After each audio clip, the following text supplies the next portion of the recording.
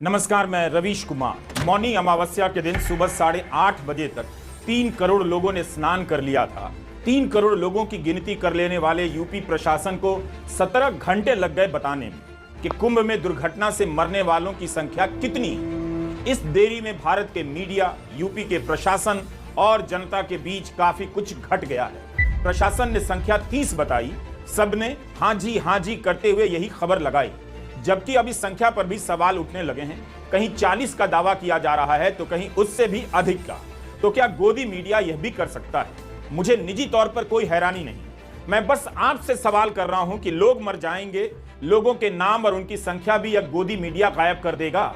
मौनी अमावस्या के दिन जिस तरह से रिपोर्टिंग नहीं हुई है या नहीं करने दी गई है और उसके अगले दिन के अखबारों में जिस तरह से खबरें छापी गई, अगर आप उसी को देख लेंगे, ठीक से समझ लेंगे तो पता चल जाएगा कि इस लोकतंत्र में आम नागरिक की जगह कहीं नहीं बची है। उसके साथ दुर्घटना होगी, मारा जाएगा, तब भी अखबार और चैनल उसकी व्यथा नहीं दिखाएंगे।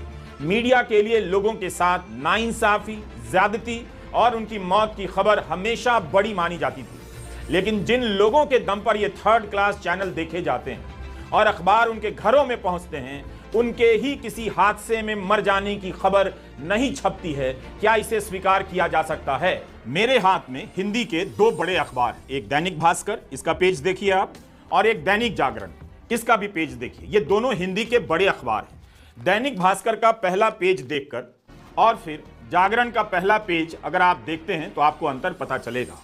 कुंभ में मारे गए लोगों की खबर भास्कर के पन्ने पर बड़ी खबर है और जागरण के पन्ने पर कोई खबर ही नहीं है। देख लीजिए क्या खबर है और क्या हेडलाइन है। दोनों ही अखबार मेरे घर आए हैं और मेरी मेज पर रखे थे। जागरण ऐसा कर सकता है, यह तो वही बता सकता है क्यों किया, लेकिन हम आपको यह तो बता सकते हैं कि जागरण ने ऐसा किया है जैसा कि हम आपको दिखा रहे हैं।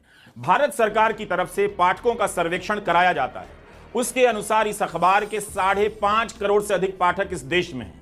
इसके 37 संस्करण निकलते हैं और 11 राज्यों को यह कवर करता है। तो 5.5 करोड़ पाठकों को कुंभ में मारे गए लोगों की खबर उस प्रमुखता से क्यों नहीं दी गई जिस प्रमुखता से दैनिक भास्कर ने अपने पाठकों को दी है? मैं नहीं जानता कि जिन 30 लोगों की मौत हुई, 60 लोग घायल हुए, उनमें से कोई दैनिक जागरण पढ़ता होगा या नहीं पढ़ता होगा। मौनी अमावस्या के दिन कुंभ में दुर्घटना के कारण 30 लोगों की मौत होती है, लेकिन दर्जनों गोदी चैनलों से कई घंटे तक दुर्घटना की खबरों को गायब कर दिया जाता है। यह दुर्घटना नहीं थी, लोग दुर्घटना में मारे गए, मगर मीडिया दुर्घटना में नहीं मारा गया है। उसने अपने लिए इस मौत का चुनाव बहुत पहले कर लिया था, ताकि जब वो दिन रात सरकार को बचाता रहे तो उसे लोग नजर नहीं आए, लोगों के नाम से उसे शर्म नहीं आए। पहली खबर यहां आप देखिए स्नान की है, दुर्घटना और मौत की नहीं। शाही स्नान का भव्य और उल्लासमय फोटो छापा गया है। स्नान की तस्वीर के ऊपर लिखा है मौनी अमावस्या, संगम नहाया जनसागर। आंकड़े दिए गए हैं कि लगातार दूसरे दिन प्रयागराज दुनिया का सबसे बड़ा शहर बना रहा। ये आंकड़े दिए गए हैं, ये जागरण का दूसरा पन्ना जो मैं आपको दिखा रहा हूं। टोक्यो से ज्यादा लोग प्रयागराज में थे, इस अखबार ने लिखा है। अखबार के आधे पन्ने जितनी जगह केवल इस एक तस्वीर और स्नान की रिपोर्टिंग ली है, उससे कम जगह मौत की खबर को मिली है। 30 लोगों की मौत हुई और 60 लोगों के घायल होने की खबर दूसरे पन्ने पर भी पहली खबर नहीं है। हादसे का घटनाक्रम बताकर, प्रशासन का बयान छापकर बाकी की खबर को छठे पेज पर भेज दिया गया है। खबर में यह जानकारी शामिल की गई है कि हादसे को लेकर योगी आदित्यनाथ भावुक हो गए। अखबार प्रयागराज की तुलना टोक्यो से कर रहा है। यही हो रहा था। कुंभ शुरू नहीं हुआ कि उसके आयोजन को जनसंपर्क के अभियान में बदल दिया गया। क्या लोगों के आ जाने से कोई शहर दुनिया का बड़ा शहर बन सकता है? तब फिर आप प्रयागराज को 2 दिन के लिए टोक्यो क्यों बना रहे हैं? साल भर के लिए बना लीजिए, हमेशा के लिए बना लीजिए। जब आप 2 दिन में प्रयागराज को टोक्यो बना सकते हैं तो 2047 तक विकसित भारत बनाने का इंतजार क्यों कर रहे हैं? इस तरह के संकल्पों से लोगों को क्यों भटका रहे हैं? आज ही बना लीजिए टोक्यो। जिन दर्शकों ने टोक्यो नहीं देखा, उनके लिए यह वीडियो आज ही मंगाया है, सीधा टोक्यो से आया है। जागरण के मालिक को कम से कम प्रयागराज की पूरी टीम को बिजनेस क्लास से टोक्यो भेजना चाहिए, ताकि सभी पत्रकार और संपादक देख सकें कि जिस टोक्यो से प्रयागराज की तुलना की जा रही है वो टोक्यो है कैसा। क्या बांस और बल्लियों के बैरिकेड से घिरा प्रयागराज टोक्यो बन जाएगा, और वो भी 2 दिन में, करोड़ों लोगों के आ जाने भर से? आखिर जागरण को किसने यह हिसाब दिया कि इतने करोड़ लोगों के आ जाने से प्रयागराज टोक्यो हो गया है? उसके रिपोर्टर या संपादक की कल्पना में यह उदाहरण कहां से आया? किसने दिया? प्रशासन ने या पीआर एजेंसी ने? अगर भीड़ और रैली में आए लोगों की गिनती से हम टोक्यो बनाने लग गए, तब तो किसी एक दिन बुल्ढाना भी रैली के कारण टोक्यो हो जाएगा। मतलब मीडिया को यह हिसाब कौन देता है? तब तो हर रैली के बाद भारत का कोई शहर दुनिया का पहला, चौथा, 8वां, 9वां बड़ा शहर हो जाएगा। क्या भारत की जनता का विवेक इतना चौपट हो गया है कि ऐसी तुलनाओं को वह गंभीरता से लेने लगी है? या अखबार मानते हैं कि अब पब्लिक की समझ समाप्त हो चुकी है, जो भी कह देंगे वो मान लेगी? इलाहाबाद की जगह प्रयागराज कहो, मान लेगी। प्रयागराज को 2 दिन के लिए टोक्यो कह दो, मान लेगी। टोक्यो नहीं देखा है तो कोई बात नहीं, कम से कम 60 के दशक में आई जॉय मुखर्जी और आशा पारीख की फिल्म लव इन टोक्यो ही देख लीजिए, दिख जाएगा कि 60 के दशक का टोक्यो कैसा था। फिर तय कर लीजिए कि प्रयागराज 2 दिनों से जो टोक्यो बना हुआ है, वो टोक्यो पिछले 100 साल से कैसा है। दैनिक भास्कर ने इस दुर्घटना की व्यापक रिपोर्टिंग की है।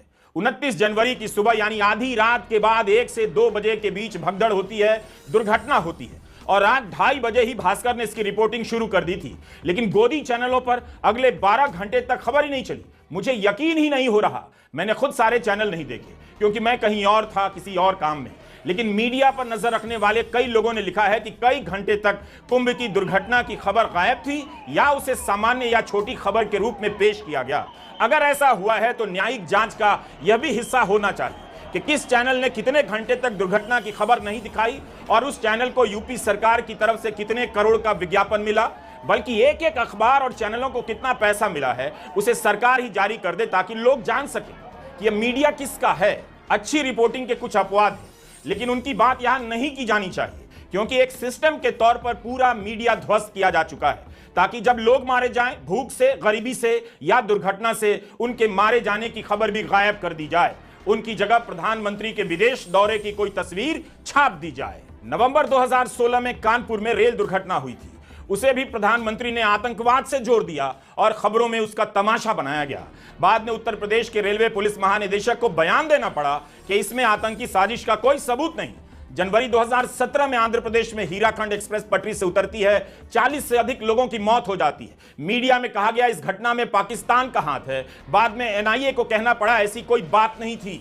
जून 2023 में ओडिशा के बालेश्वर में हुए ट्रेन हादसे में मीडिया में दावे किए गए, कहानियां बनाई गई कि स्टेशन मास्टर और इंजीनियर मुसलमान हैं, उन्हें आरोपी बनाया जा रहा है, मगर ऐसा कुछ नहीं निकला। कोई धार्मिक एंगल नहीं था। हादसे की जगह के पास बने इस्कॉन के मंदिर को मस्जिद बता दिया गया, अनाप शनाप बातें की गई और सारी बातें झूठ निकलती। लेकिन इस बार गनीमत थी कि मीडिया ने इस तरह का तमाशा नहीं किया, बस खबरों को उस तरह से नहीं चलाया, दिखाया जिस तरह से दिखाना चाहिए। इस तरह के अनेक उदाहरण आपको इस गोदी मीडिया के मिल जाएंगे। यह खुद अपने झूठ के बवंडर में फंसा हुआ है और आपको कुंभ में जाकर मुक्ति का, मोक्ष का वादा कर रहा है, भरोसा दिला रहा है। मीडिया इसलिए ऐसा करता है ताकि आप सरकार से सवाल ना कर सकें। लोग इससे पहले कि सरकार की लापरवाही की तरफ देखने लग जाएं, मीडिया मुसलमान की तरफ उनकी गर्दन मोड़ देता है। इस बार ऐसा नहीं हुआ, लेकिन सरकार की पोल न खुले इसलिए खबर से लेकर लोगों की समस्याएं भी गायब कर दी गई। आप इंस्टाग्राम पर जाइए, लोग शेयर कर रहे हैं, देख रहे हैं। कुंभ की व्यवस्था को लेकर आम लोगों में काफी नाराजगी है, वे अपनी परेशानियां बता रहे हैं, लेकिन इस तरह के बयान गोदी मीडिया से क्यों गायब हैं?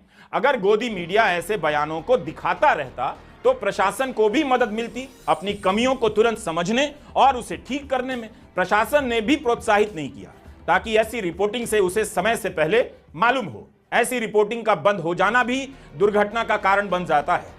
आप खुद देखिए इंस्टाग्राम पर लोगों के बयान और देखिए कि गोदी मीडिया पर ऐसे बयान क्यों नहीं है। टेलीग्राफ अखबार ने अपने पहले पन्ने पर चश्मदीदों के बयान छापे, हम यहां उनका अनुवाद पढ़ रहे हैं। नालंदा के रमेश कुमार ने कहा है कि पुलिस ने रात में सभी पांटून पुलों को ब्लॉक कर दिया, श्रद्धालुओं से कहा कि संगम पर नहीं जाएं। मैं अखाड़ा मार्ग के पास था जब रात 1:45 बजे पुलिस ने लाठियों से भीड़ को पीछे भेजना शुरू किया। तब तक कोई भी बैरिकेड पार करके नहीं गया था, लेकिन पुलिस ने लाठी मारना शुरू कर दिया। लोग हर दिशा में भागने लगे, कुछ ने बैरिकेड हटाए, बच्चे और महिलाएं जमीन पर गिर गए और घबराए हुए श्रद्धालुओं के पैरों के नीचे आ गए। कुछ लोग जो सड़क के दोनों तरफ सोए थे वो भी भागने वालों के पैरों तले आ गए। रमेश कुमार अपनी पत्नी और 3 बच्चों को नहीं ढूंढ पाए।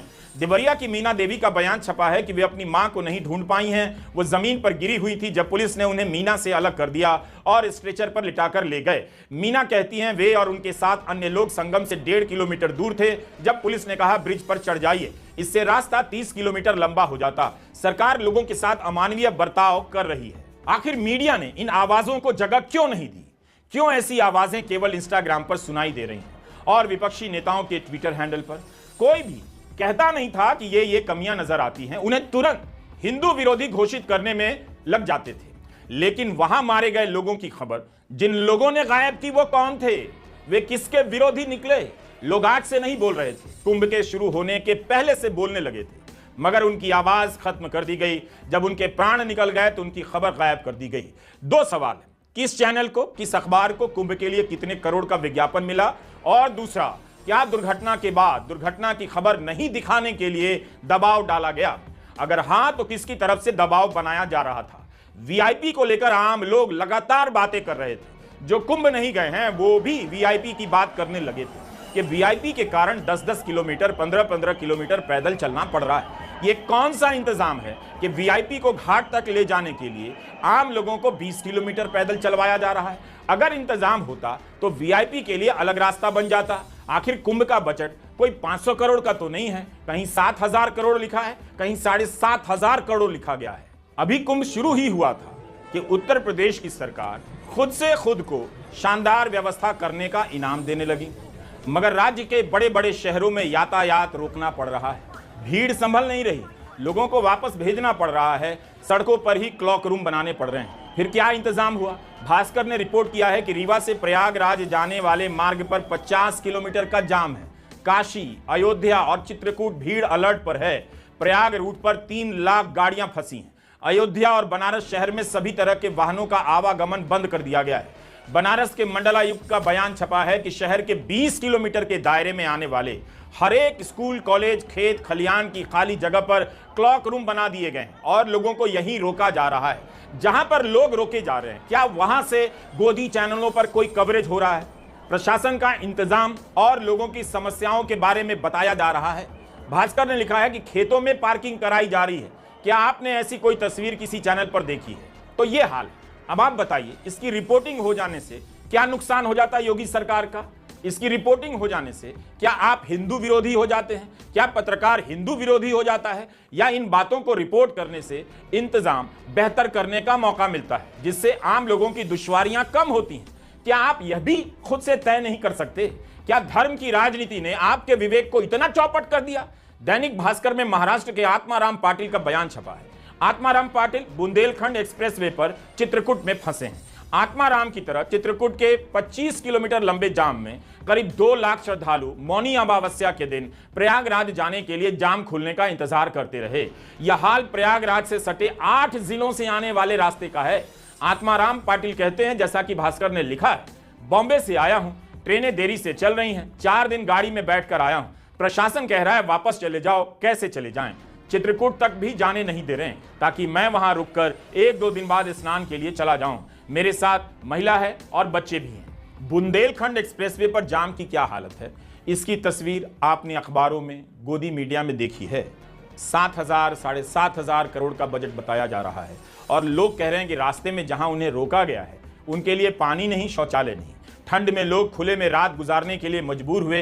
कितने ही ऐसे वीडियो वायरल हुए। मौनी अमावस्या के दिन जब लोगों की मौत हुई तब जाकर वीआईपी प्रोटोकॉल देने पर रोक लगाई गई है, वरना वीआईपी पास और रूट को लेकर आम श्रद्धालु कई दिनों से चिल्ला रहे थे। मुझे एक बात बताइए, मीडिया रिपोर्ट कर रहा था कि 2019 में महाकुंभ का बजट 3700 करोड़ था 2019 में।